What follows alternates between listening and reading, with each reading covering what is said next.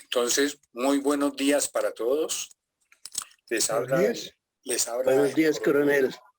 El coronel Augusto Bahamón, presidente de la Sociedad Geográfica de Colombia. En nombre de todos los miembros de la sociedad y las personas que trabajan para nosotros, les presento un cariñoso saludo, especialmente al doctor Héctor Rusinque, nuestro conferencista del día de hoy, con el tema Orígenes geográficos en el contexto civilizador de la Grecia clásica. Bienvenido, doctor Héctor Rusinque. Un abrazo y gracias por acompañarnos. El doctor Héctor Fabio Rusinque Camelo es geógrafo profesional, el primero en recibir como colombiano el Philosophy and Doctor en geografía en una de las más prestigiosas universidades norteamericanas, la Michigan State University, en 1977. Previamente había obtenido el título de Master of Science de la Universidad de Wisconsin, en Madison, en 1972, en la misma especialidad, y el doctorado y la licenciatura en Ciencias Sociales de la Universidad Pedagógica y Tecnológica de Colombia de Tunja. El doctor Rusinque fue también profesor de la Universidad Pedagógica Nacional y catedrático de la Universidad Nacional y de la Universidad de los Andes, y además profesor visitante de geografía durante 2 años en el Louisiana Tech University en Ruston, Luisiana, y en 2 ocasiones profesor director del curso internacional de verano del Centro Panamericano de Estudios e Investigaciones Geográficas en Quito. Es miembro fundador en 1967 de la Asociación Colombiana de Geógrafos ACOGE. Tras su retiro de la dirección del programa de maestría de la Universidad Tecnológica, el doctor Rusinque ha servido como profesor visitante adjunto de la Universidad de Córdoba, en el Caribe colombiano, donde contribuyó a establecer el Departamento de Geografía, que ofrece programas tanto de pregrado como de maestría. Él es además particularmente activo en investigación y publicación, esfuerzos que se manifiestan en el desarrollo de un portal denominado Geografía en Español, destinado a llevar la geografía en traducción a la comunidad hispanohablante del mundo entero. Lo mismo que la publicación de Geotrópico, una revista científica electrónica especializada en el mundo tropical, junto con los geógrafos Horacio Capel Sáenz, español, y Omar Moncada Maya, y el expresidente colombiano Belisario Betancur. El doctor Rusinque impulsó la realización de un congreso panhispánico de geografía a mediados del 2017 en la ciudad de Tunja para conmemorar 50 años de la fundación de ACOGE. El doctor Héctor Rusinque es miembro de la American Association of Geographers de Washington, membresía individual honoraria del Instituto Panamericano de Geografía e Historia, medallista de honor de la Asociación de Exalumnos de la UPTC y Premio Colombiano de Geografía Francisco José de Caldas. En 1916, Colciencias lo distinguió como investigador emérito del año. Muchas gracias, doctor Héctor Rusinque. Con cariño y admiración y aprecio, hoy lo presentamos acá en la Sociedad Geográfica de Colombia para su magnífica conferencia titulada Orígenes geográficos en el contexto civilizador de la Grecia antigua. El doctor Eufrasio Bernal, pues que no está con nosotros por razones conocidas, él estaría muy agradecido y muy reconocido con usted porque él fue su gran amigo. Y ese es otro de los motivos por los cuales nos enorgullece hoy el tener el gusto de darle la bienvenida como miembro de número. Doctor Rusinque, adelante. Muchas gracias, Coronel Augusto Gamón, distinguido amigo, presidente de la Sociedad Geográfica de Colombia, por su presentación y por sus amables palabras de bienvenida. Para mí es un honor muy señalado el estar hoy con ustedes para promover mi carrera a un escalón más, el de miembro de número de la Sociedad Geográfica de Colombia.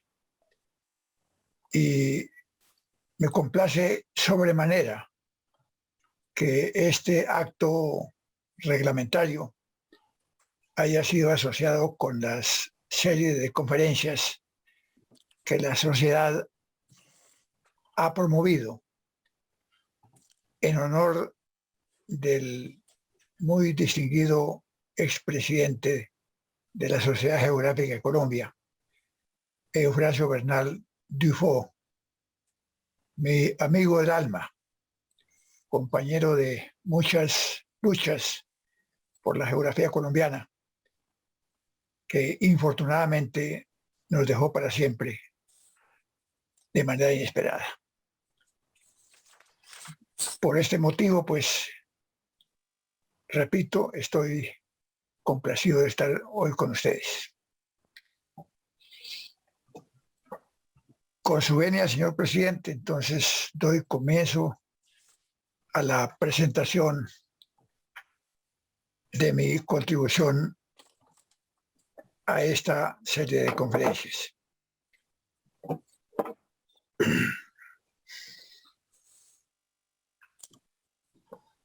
Después de más de 2 milenios de viajes y observaciones, trabajo intelectual, experiencias metodológicas y no pocos debates y controversias, aquella rama del conocimiento que sus fundadores perpetuaron como la descripción de la Tierra, Geographein, la geografía, ha decantado cierta esencia de objetivo casi generalmente aceptada por sus pensadores y practicantes actuales.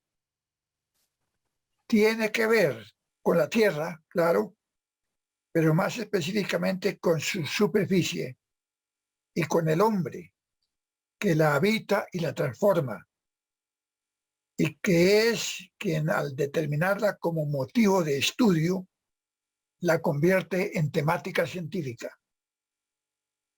A la Tierra la estudian diferentes tipos de especialistas desde muy diversos ángulos, y al hombre también, y a la relación que hay entre las dos desde finales del siglo XIX, le nació otra especialidad, la ecología, ciencia que por antonomasia estudia relaciones. Ni los ecólogos ni los geógrafos prescinden, por supuesto, de estudiar ciertas cosas de interés común de los fenómenos del hombre, o si se prefiere, humanidad o sociedad, y de la Tierra, también identificada como mundo o naturaleza. Pero el énfasis de los primeros, los ecólogos, son las relaciones sistémicas. ¿Qué le queda al geógrafo? Que no estudien primordialmente otros. Por ejemplo, el geólogo para el caso de la Tierra, o el antropólogo en lo relativo al fenómeno hombre. Ciertamente, numerosas cosas, muchísimas, que ocurren en la superficie terrestre, que han ocurrido y ocurrirán, hemos llegado a precisar con buen respaldo teórico y con el desarrollo de técnicas y metodologías de investigación, análisis y explicación, que lo que nos corresponde es esencialmente la compleja y abundante gama de resultados, de transformaciones y de creaciones que resultan de aquella relación, o más adecuadamente, interacción entre las fuerzas naturales y culturales que actúan en la superficie. Ese, ni más ni menos, es el objeto de estudio de la ciencia geográfica moderna. ¿Cómo concibieron los pensadores griegos ese fenómeno genérico, global, la Tierra, como el objeto de estudio de esa ciencia que a partir del siglo III antes de Cristo se identificaría para siempre como geografía, el nombre que le acomodara Eratóstenes? En otras palabras, ¿de qué manera se involucraron los geógrafos griegos en la tarea de describir la Tierra hasta echar las bases de esa disciplina científica que ahora nos interesa y ocupa? Con este prólogo, señor presidente, con su venia, entro a tratar el tema seleccionado por mí para esta conferencia. La geografía, como disciplina de estudio y preocupación científica especializada, según se la conoce hoy en todo el mundo, es una invención desarrollada por primera vez en la antigua Grecia, siglos antes del comienzo de la era cronológica cristiana. A los contados sabios que entonces la practicaron, adeuda la ciencia geográfica actual varias de sus líneas de pensamiento y trabajo académico. Todos sabemos que en Grecia germinó el pensamiento analítico que en otros pueblos a duras penas habían empezado a cultivar para reciclar bases ya logradas y darle forma sistemática a un cuerpo de principios, doctrinas, teorías y prácticas que comúnmente conocemos hoy como ciencia. Y para los geógrafos siempre ha sido un honor señalado saber que allí, en el entorno abigarrado de islas, costas retorcidas y entre gentes de tan variada procedencia genética, allí, en la antigua Grecia, también empezó a configurarse la primera de las ciencias de la Tierra que hoy conocemos. Los orígenes de las diferentes ramas de la ciencia han atraído la atención de historiadores como parte del cuerpo general de su objeto de estudio. No es igual el caso de los pensadores a quienes comúnmente se agrupa como filósofos de la ciencia, que enfatizan más el desarrollo del proceso que conduce a las estructuras de pensamiento y método que caracterizan la ciencia contemporánea.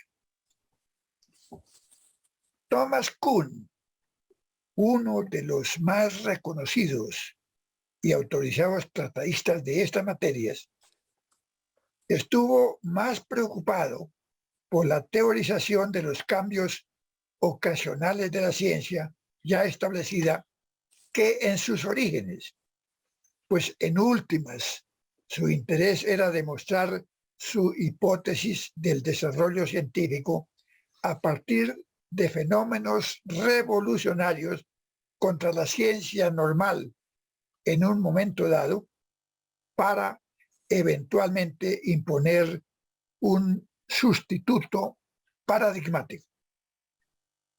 Pero el caso griego fue lo suficientemente trascendente y determinante en los desarrollos subsiguientes y enormemente contrastante con lo procedente en Sumeria, Egipto, la India y China, que bien podemos definirlo como uno de los más revolucionarios y al que por excelencia bien le cuadra el calificativo cuniano de paradigmático.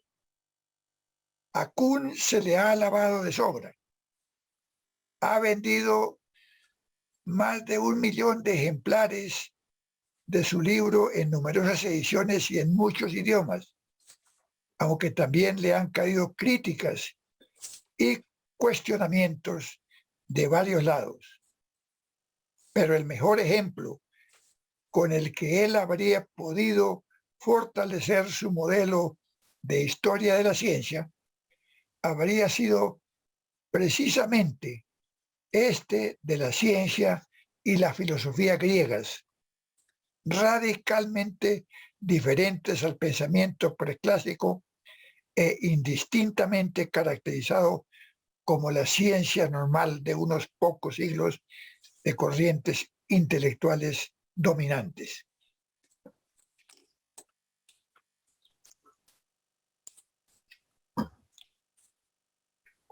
Yo soy geógrafo, o he intentado serlo durante años, pero lo que trataré en esta ocasión son aspectos esencialmente históricos de la geografía. Es decir, me referiré a un tema de historia de la geografía, una parte especializada de la historia de la ciencia. En fin, historia. Y con tal perspectiva, pretendo guiarme por uno de los enfoques más atractivos de la metodología contemporánea, el de la contextualidad geográfica, inspirada por la escuela francesa de los anales, más en concreto por las orientaciones de Fernand Braudel. Lo que en el fondo aquello representa es un estilo de pensar la historia de otra manera para intentar la explicación de los hechos históricos. Braudel y sus colegas franceses de los anales columbraron la necesidad de incorporar la geografía en la explicación histórica. Una suerte de giro espacial, pero yendo más allá de la clásica costumbre relacional que coloca a la geografía como un, comillas, auxiliar, comillas, importante de la narrativa histórica. A lo que este historiador francés se refería era a la necesidad de considerar cosas del contexto espacial como factores críticos en la explicación de un fenómeno histórico determinado. Fascinante también, y en el caso que me ocupa mucho más, es la conceptualización brodeliana aplicada a establecer qué criterio aplicar para seleccionar los hechos de las sociedades humanas que son dignos de la consideración y el estudio histórico. Ese carácter de la longue durée, literalmente la larga duración, es la prueba de la capacidad de discernimiento del científico social que se llame a sí mismo historiador. Si hay algo en la saga milenaria de la humanidad que participe de aquella característica, eso es precisamente la civilización griega, excepcionalista por naturaleza y logros de todo género, sin precedentes y fundamentalmente trascendente en la larga duración por la capacidad de contagio de sus diversos componentes culturales, muchos de los cuales siguen vigentes 2 milenios y medio después. Al final, corroboraré esta apreciación cuando me refiera al tema de las tradiciones geográficas. A los griegos, por supuesto, los presidieron culturas de nivel alto, según la categorización spengleriana, como la egipcia y la sumeria, las cuales tuvieron más siglos de hegemonías regionales e incluso mejores dotaciones en el medio natural donde estuvieron ubicadas, sin llegar a los niveles innovadores de los griegos en el modo de pensar y actuar de sus dirigentes intelectuales. Esas culturas, bien sabido es, son producto de las radicales transformaciones neolíticas ocurridas unos 10.000 años atrás. Pareciera un largo tiempo, unas 500 generaciones, para ensayar y adoptar las domesticaciones de plantas y animales y sustituir la agricultura por la agricultura, la caza y la recolección. Pero tiempo realmente insignificante al compararlo con el de las 15.000 generaciones de nuestros antepasados paleolíticos, dependientes de un sistema de subsistencia rutinario, inseguro y primitivo. La civilización occidental, esa de la cual formamos parte, querámoslo o no, es en suma una creación griega. Hay quienes cuestionan esta afirmación. Claro, incluso el ya citado Spengler dedicó su famosa obra, publicada ya hace casi un siglo, a examinar su hipótesis sobre la decadencia de Occidente. Y hay también quienes pretenden otros orígenes para la civilización occidental. Por ejemplo, la curiosa pretensión de que este desarrollo humano le pertenece a comunidades negras africanas históricas. Por descontado, debe asumirse que una civilización cualquiera se forma, además de los elementos de invención propia, con la adopción y adaptación de múltiples rasgos provenientes por difusión, generalmente en procesos muy complejos, desde otros grupos humanos. No quiero involucrarme aquí en un debate sobre creación y difusión cultural y meramente intento presentar la idea de que todo ese largo proceso de desarrollo cultural que se dio en Europa y el Mediterráneo involucra todos esos desarrollos sociales, filosóficos, científicos, políticos y estéticos, entre muchos otros rasgos de la cultura material, que sumaron como definitorios de la forma de vida de comunidades que vivieron ahorcajadas entre la prehistoria tardía y el comienzo de la historia en la pequeña cuenca del Egeo. Los griegos eventualmente caerían luego dentro de la órbita del Imperio Romano. Curiosamente, aparte del éxito militar y geopolítico que los romanos alcanzaron, los quilates que les valieron un puesto destacado en la historia se deben en gran medida a la adopción que hicieron de muchos elementos de la cultura griega. El enlace de la cultura greco-romana con la subsiguiente conversión imperial al cristianismo habría de subyugar a los bárbaros germanos, convertidos en aliados y soportes de un orden nuevo, representado por el poder terrenal, repartido entre un gran número de reyesuelos sumisos ante el poder no siempre espiritual de la Iglesia cristiana. La Edad Media, así estructurada básicamente, habría de ser, en el fondo, la obliteración de los componentes más salientes de la heredad griega clásica, o su desestimación, por lo menos hasta el advenimiento del Renacimiento y especialmente de la Ilustración, configurando la civilización europea u occidental posteriormente extendida en ámbito ultramarino a América, a Australasia y a algunas otras partes del mundo. Pero, reitero, todo tuvo sus cimientos históricos en la región circundante del mar Egeo a partir aproximadamente de la Edad de Hierro.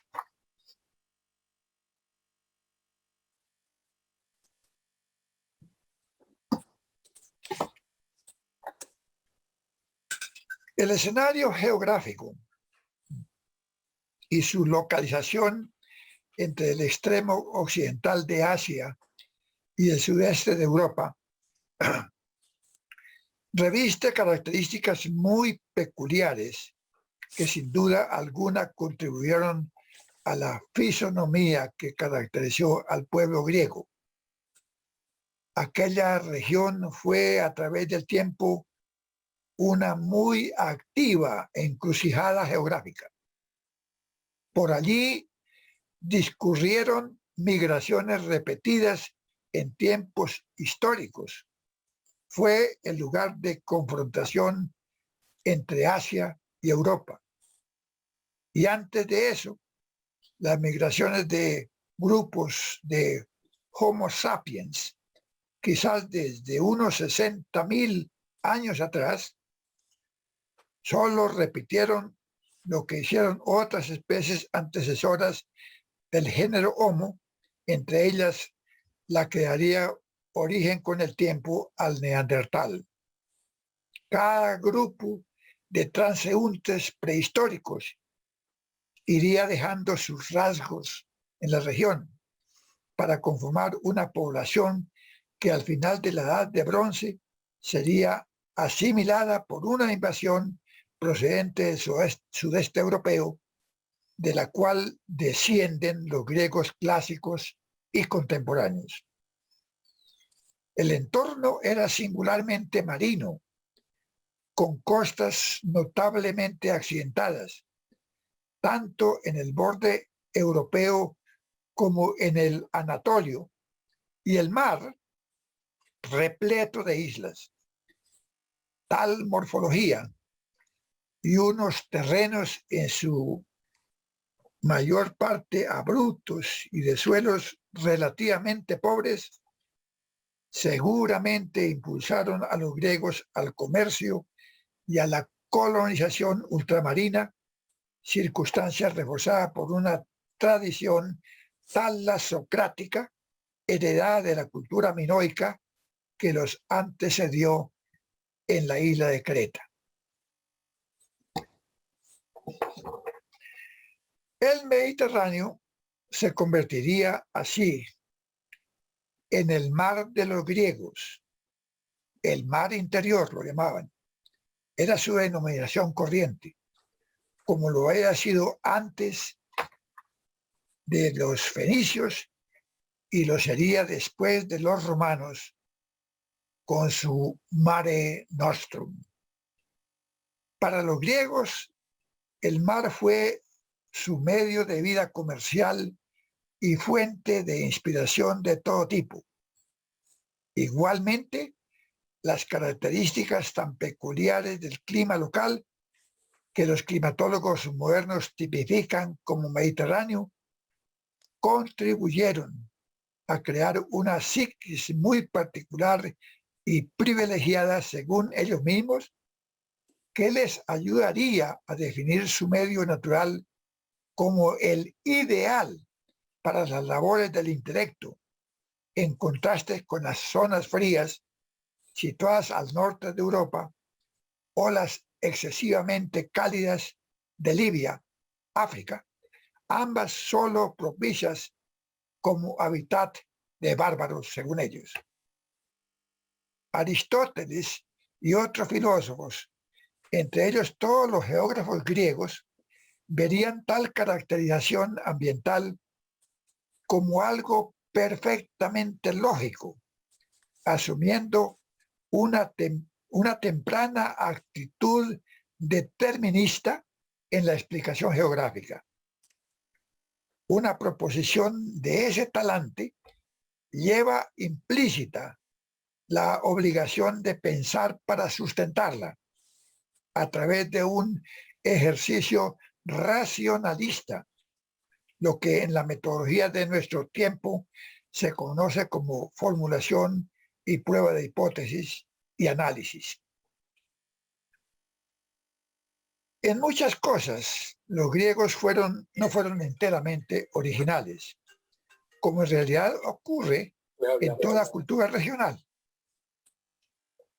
Como lugar de paso, el punto de encuentro entre tres áreas continentales, Asia, Europa y África, todo lo que hoy se conoce como el Levante, más el Valle del Nilo, fue un espacio siempre expuesto a recibir las influencias de una sucesión de pueblos, circunstancia que como bien se sabe, siguió operando durante toda la historia subsiguiente.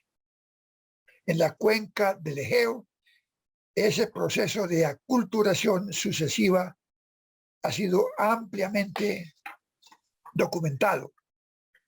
En cada caso, ciertos rasgos de los invasores precedentes permanecerán, más o menos reciclados, como aportes importantes tanto al palimpsesto de la cultura material como al sistema institucional, los valores y creencias y demás rasgos que con el paso del tiempo conformarían todo ese conjunto de características que habrían de estructurar el sello distintivo del legado cultural griego.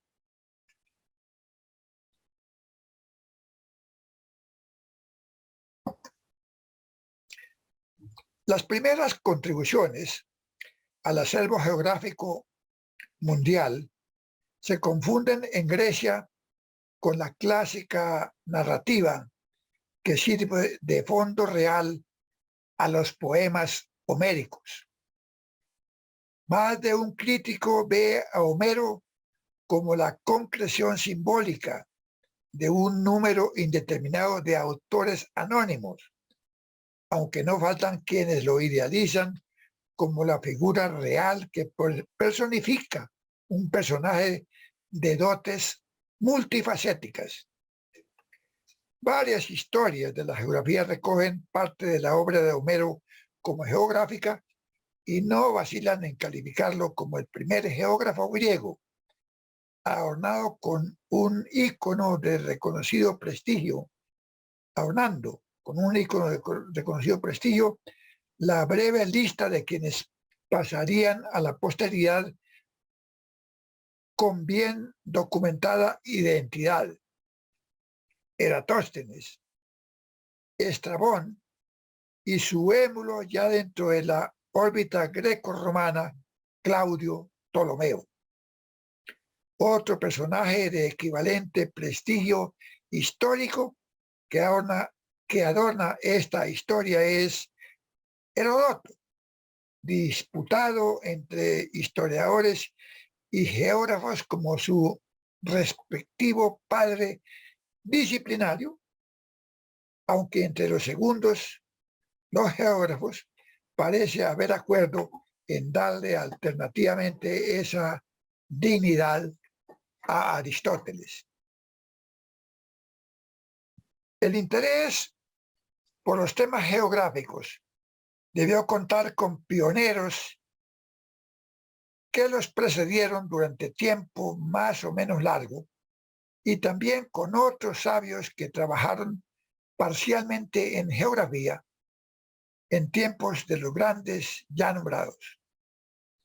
Pero una inclinación intelectual por describir e interpretar las características espaciales de la Tierra de la manera sistemática y alejada del mito y la explicación simplista o fabulosa como la que se desarrolló en la Grecia clásica, no registra precedente alguno.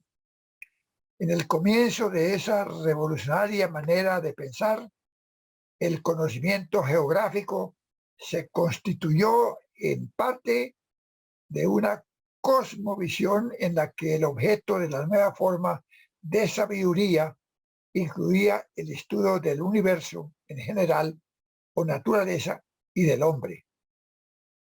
Quienes eso hacían serían reconocidos socialmente como sabios, y ellos mismos dieron en llamarse los amantes de la sabiduría o filósofos.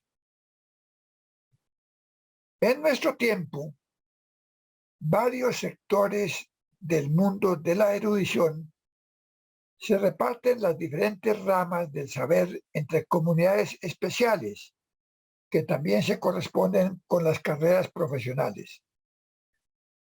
Cierto grado de interdisciplinaridad y gran profundidad en el conocimiento y explicación de los fenómenos que interesan a la humanidad determinan que unos pocos scholars o sabios o eruditos trasciendan el nivel científico corriente para acceder a una categoría que en algunos contextos europeos y norteamericanos identifican precisamente como nivel filosófico.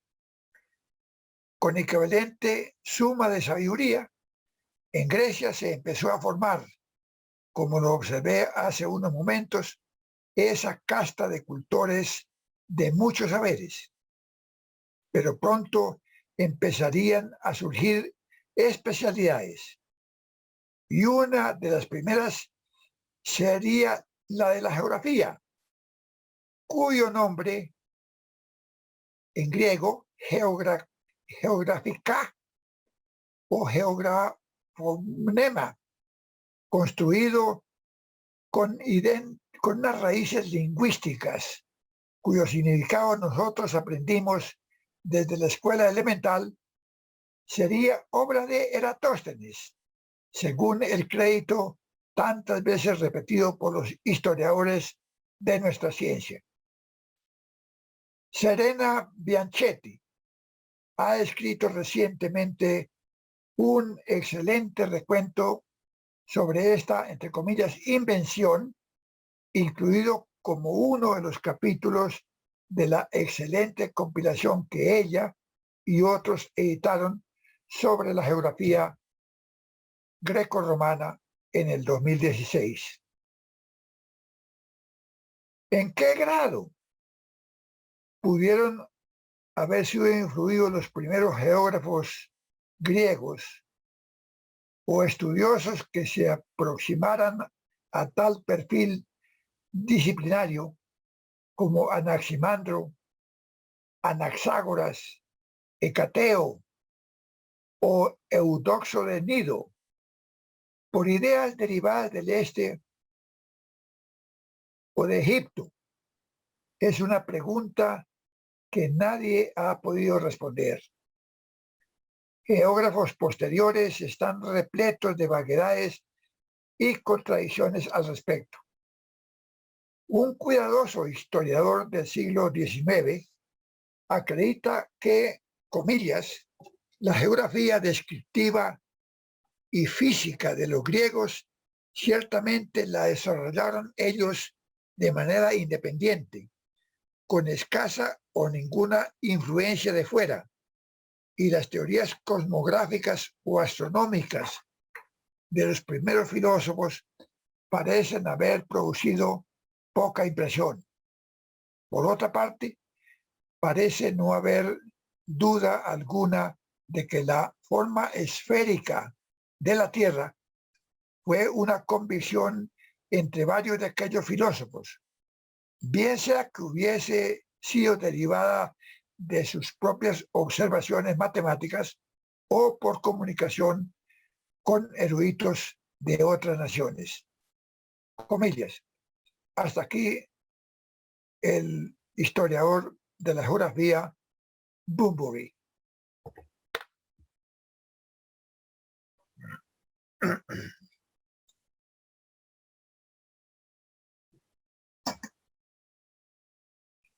Eratóstenes es el personaje en el que debe centrarse esta presentación. Varias circunstancias le permitieron a Eratóstenes formarse como geógrafo, aparte de su ascendencia genuinamente griega, no obstante haber nacido en Cirene, en una colonia griega africana, lejos de la tierra metropolitana de sus parientes. Recibió una muy buena educación en Atenas, bajo la dirección de Zenón de Citium, y gozó de la oportunidad de viajar a muchas partes de su ecúmene, entorno geográfico notablemente ensanchado desde la fulminante campaña conquistadora de Alejandro Magno. El mundo conocido de los griegos creció de modo notable, generándose así más espacios por conocer y estudiar, más materia prima, objeto del trabajo geográfico. En el imperio de Alejandro, en el imperio que Alejandro construyó, quedó incluido Egipto, adjudicado por aquel a los Ptolomeo como reino independiente, iniciando con ellos la última dinastía egipcia integrada por monarcas griegos. Nacido quizás en el 276 a.C., Eratóstenes contó con la mejor educación posible en la época, lo que le permitió convertirse en un verdadero cosmógrafo de sólida formación en matemáticas, astronomía, historia y literatura. Gracias a ese pedigrí intelectual y a las buenas relaciones de su familia, fue invitado por el monarca Ptolomeo Euergetes a organizar y dirigir la Biblioteca Real de Alejandría a partir del 245 a.C. y a servir de tutor de quien con el tiempo sería el rey Ptolomeo IV. El cargo de bibliotecario lo ejercería Eratóstenes hasta su muerte en el 196 a.C. En la biblioteca y en el museo tuvo Eratóstenes a manos llenas los medios, recursos y autoridad para avanzar en sus estudios. Era el lugar ideal para un estudioso de su porte. Incluso se hizo maestro con su propia escuela, al estilo de las de Atenas. Como todos los sabios de su tiempo, suscribió al concepto de la esfericidad de la Tierra, algo fundamental para sus futuros emprendimientos geodésicos. Si bien la idea del heliocentrismo no fue planteada por nadie en ese tiempo, como anota Bunbury, para todos los propósitos geográficos, por lo menos como la geografía era entendida entonces, la diferencia entre las teorías geocéntrica y heliocéntrica del sistema planetario carecían de toda importancia. Por el relato de terceros, Estrabón entre ellos, se sabe con plena certeza del proyecto de Eratóstenes para calcular la circunferencia terrestre a partir de un meridiano, lo cual llevó a cabo con sorprendente exactitud. El ahora bien conocido procedimiento que siguió Eratóstenes llegó hasta nosotros por el relato que difundió Cleomedes, un contemporáneo de Claudio Ptolomeo, el último geógrafo griego que actuó ya dentro del Imperio Romano.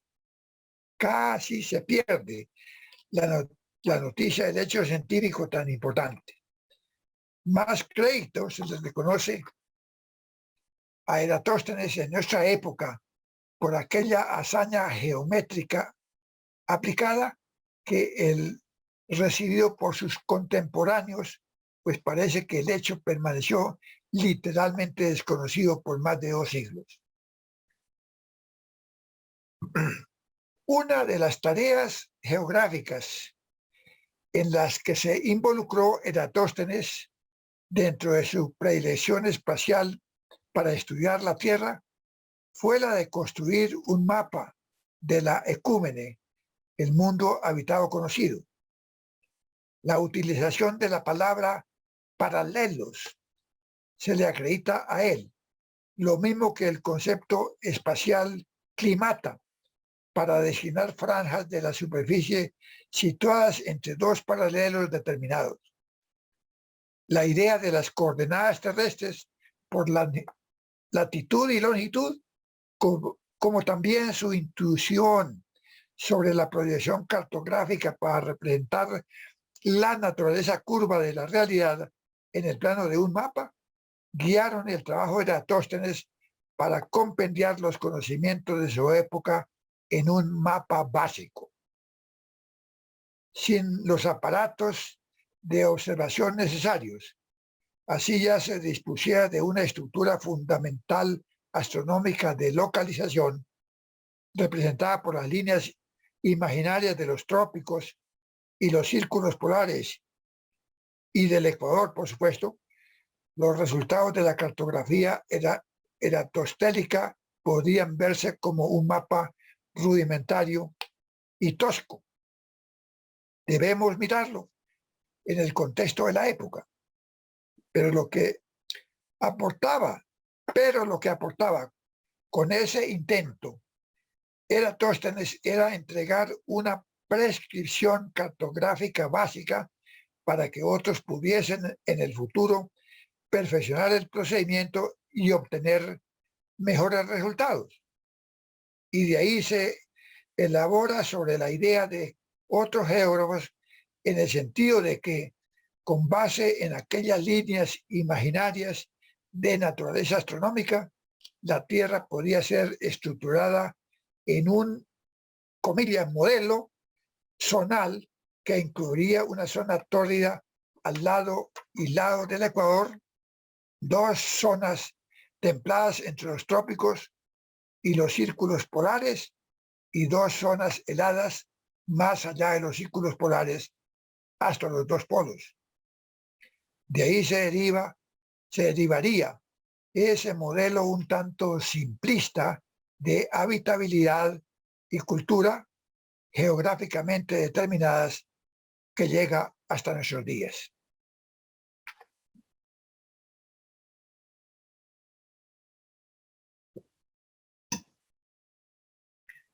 En varias historias sobre aquellos desarrollos fundadores de la geografía griega, la de Estrabón en plan crítico entre ellas, se da la impresión de que el único trabajo de Eratóstenes fue la construcción de aquel mapa.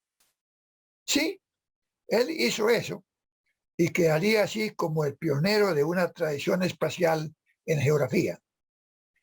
Pero sus intereses geográficos fueron mucho más allá, tanto en términos de la descripción coreográfica de las partes habitadas del mundo de su tiempo, como en la interpretación de los fenómenos físicos que le dan carácter variado a la superficie.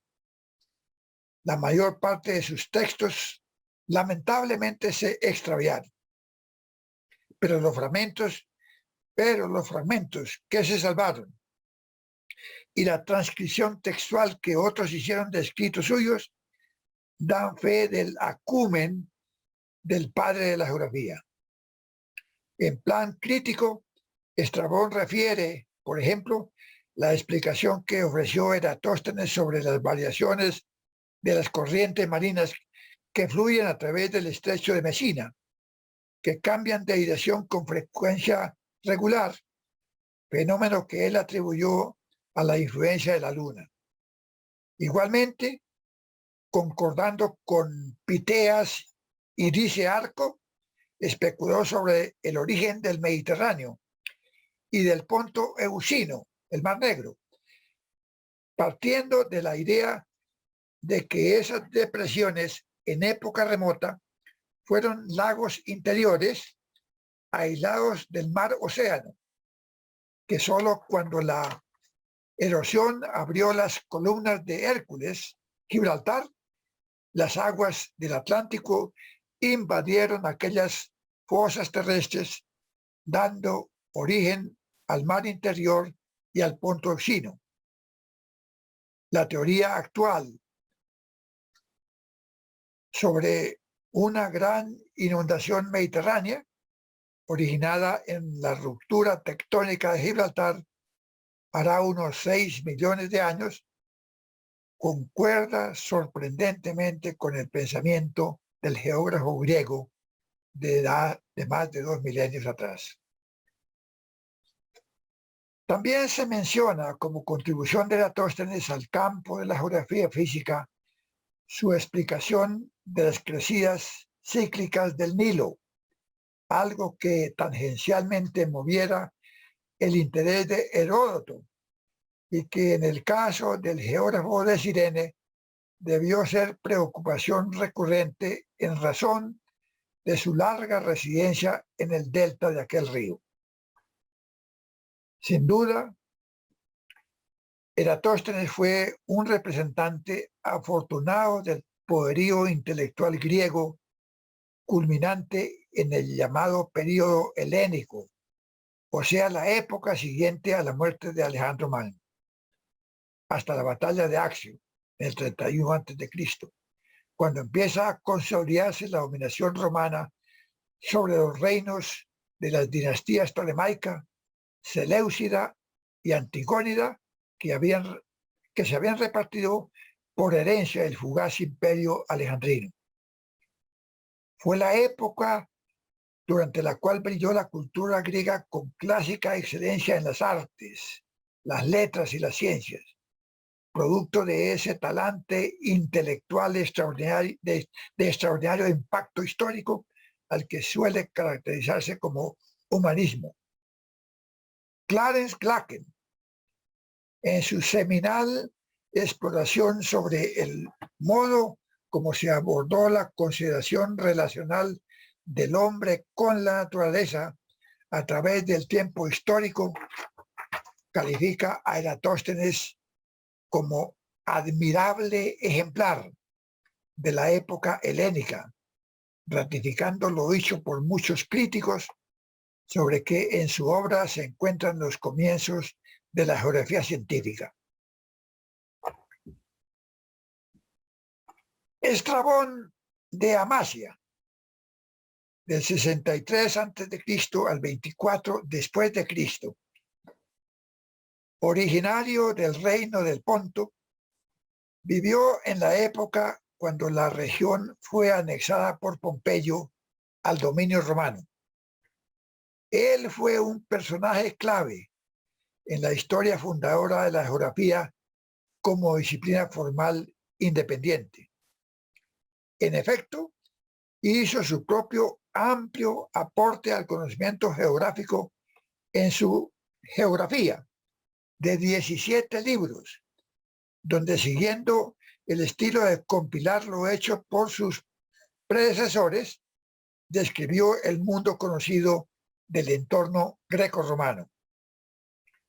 Por observación personal, como viajero empedernido que fue, recogió datos geográficos primarios de las regiones próximas a Grecia, y Asia Menor, más la península italiana, Sicilia, la Cirenaica y Egipto, y Nilo arriba hasta el borde de los etíopes.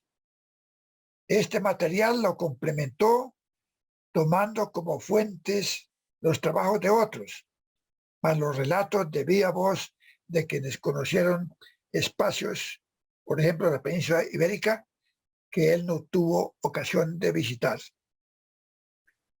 Aparte del gran valor de sus contribuciones propias, a Estrabón adeuda la historia haber hecho vasto uso de los escritos de Eratóstenes, en particular de la geografía, texto que él sí tuvo a su disposición. Lo que el padre de la geografía escribió, por lo menos en parte, fue así perpetuado por Estrabón, pues de los manuscritos originales ninguna copia escapó al incendio de la biblioteca de Alejandría. Es claro que las citaciones que hace Estrabón de Eratóstenes son apenas transcripciones perifrásticas, cuya cabalidad no puede establecerse, y que no todo el material fue utilizado por Estrabón, pues parece que su intención en cada caso fue la de registrar selectivamente los juicios y opiniones de aquel sabio sobre ciertos temas para someterlos a crítica negativa, a veces reiterada en diferentes apartes.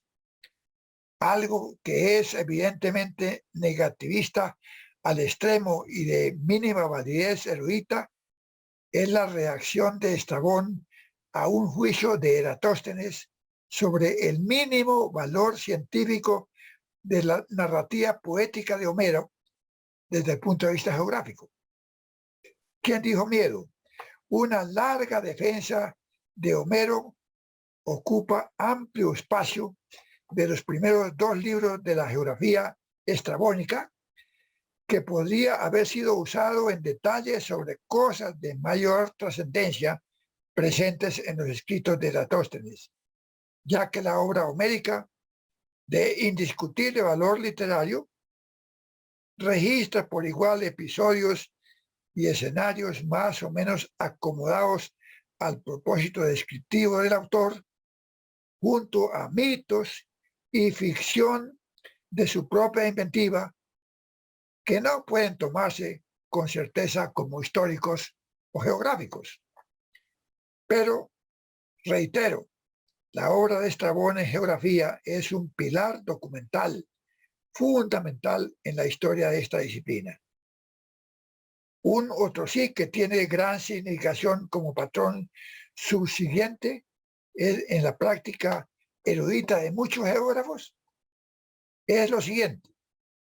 Estrabón fue también historiador e incluso parece que su inclinación por intentar y realizar una compilación geográfica ya en la vejez fue promovida por su dedicación inicial a la investigación y escritura histórica.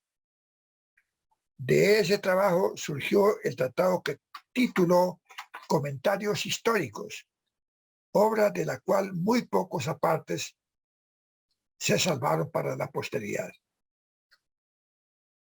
Estos, pues, fueron los genuinos comienzos de la geografía formal, la geografía científica, como la calificara Glacken.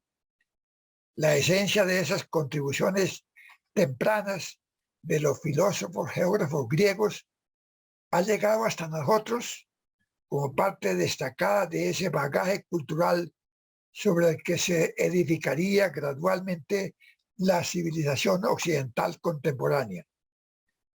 Ese legado geográfico ha sido muy importante y tal vez fue un bien social más apreciado al principio de nuestra historia particular y en algunas épocas posteriores que en los tiempos que corren.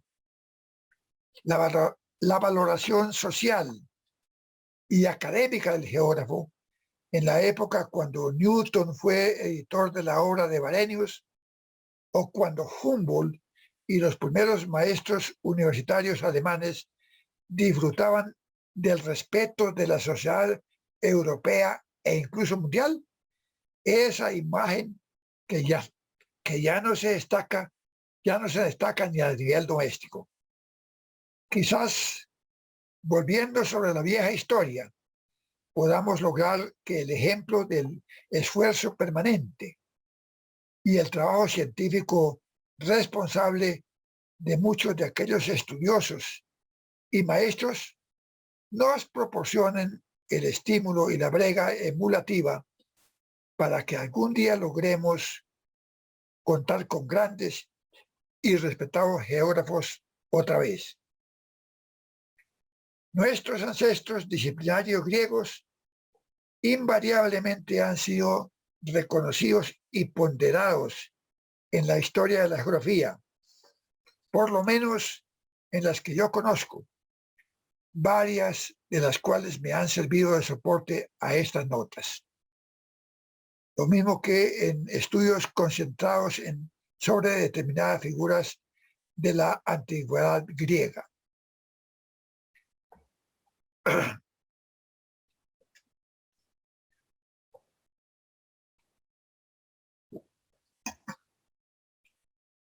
Debo destacar que la heredad a la que aludo va más allá de lo que individualmente contribuyeron en su momento los practicantes griegos de la geografía. Sus preferencias temáticas y hasta el soporte teórico pensado para abordarlas como especialidad se perpetuaron, adicionadas con la innovación que en cada nueva generación de geógrafos fue introduciendo. Esto es lo que más significado disciplinario puede tener en el análisis histórico. Hace más de medio siglo que William D. Pattison escribió un artículo de sabor pedagógico destinado a facilitar la comprensión de la trascendencia del modo de hacer geografía en las generaciones anteriores y por qué mucho de ese esfuerzo resistió el paso de los siglos.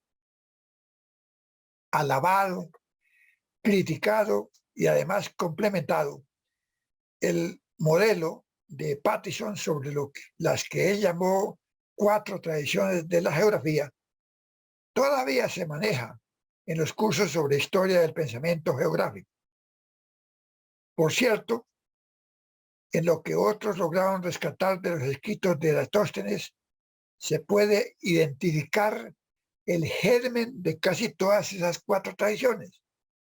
La geocientífica, o sea, su interés por hallar explicación a los fenómenos físicos que hoy son objetos de la geografía física. La espacial, una de las más desarrolladas teóricamente en la actualidad, que en el geógrafo griego se nota suficientemente en su interés por conceptualizar y operacionalizar la medición, la localización y la orientación en el ámbito terrestre. Y la tradición regional, que no solo él, sino Estrabón y otros adoptaron como interés prioritario para conocer, describir y estudiar los espacios habitados del mundo de su tiempo.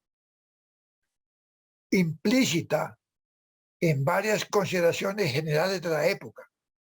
Por ejemplo, el supuesto control climático determinado por la insolación variable en el modelo zonal del mundo, que expresa la habitabilidad de la franja de clima templado, entran en contraposición con las zonas de difíciles condiciones climáticas, tórridas y polares.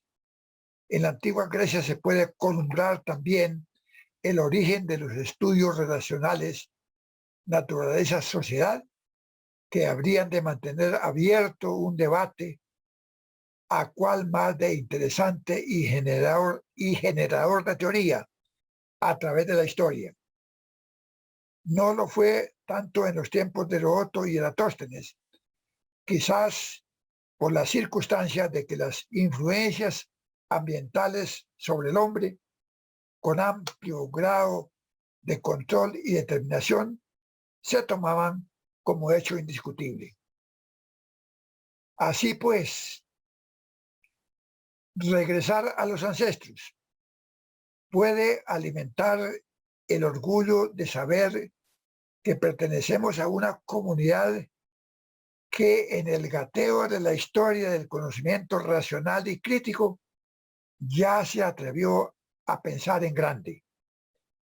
Convirtieron la morada del hombre, la superficie, en un objetivo de estudio serio, poniendo cimientos a lo que ya incontable número de geógrafos han transformado en uno de los segmentos más interesantes y útiles de la ciencia actual.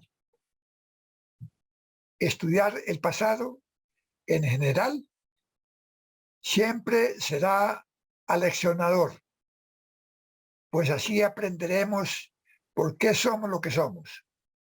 Y a veces también nos frenará la soberbia al percatarnos que cosas que algunos hicieron un siglo atrás, o quizás hasta 2 milenios y algo más, a duras penas podríamos intentarlas hoy.